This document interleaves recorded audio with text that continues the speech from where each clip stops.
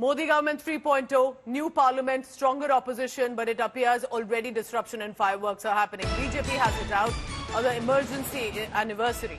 As we mark in this week that emergency was initiated in 1975 in the Indira Gandhi era, BJP says these were dark days of democracy. They are literally releasing a full-on campaign to mark the emergency anniversary.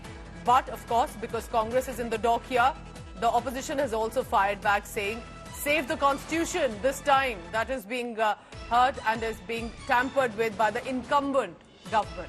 So it's full on emergency versus constitution showdown taking place. Piyush Mishra is joining me for the latest this morning. Piyush, good morning.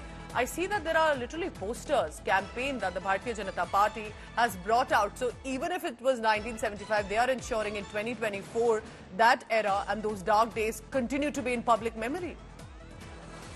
Well, certainly, and that's why we are now learning that BJP is going to mark today as the Black Day. There are a series of programs so that have been organized by Bharatiya Janata Party across the country, where it will be highlighting as to how the Congress government in 1975 had imposed the emergency, and today the 50 years have now been completed to that particular day. Remember that yesterday Prime Minister had also highlighted this, saying that 25th June will always be a black day in democracy, and today we are learning that BJP is going to organize the various programs.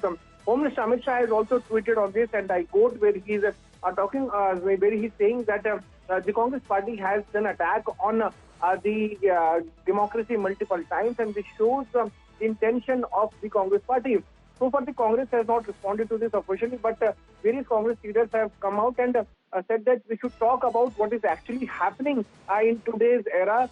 Today is much more worse than what actually happened 50 years ago.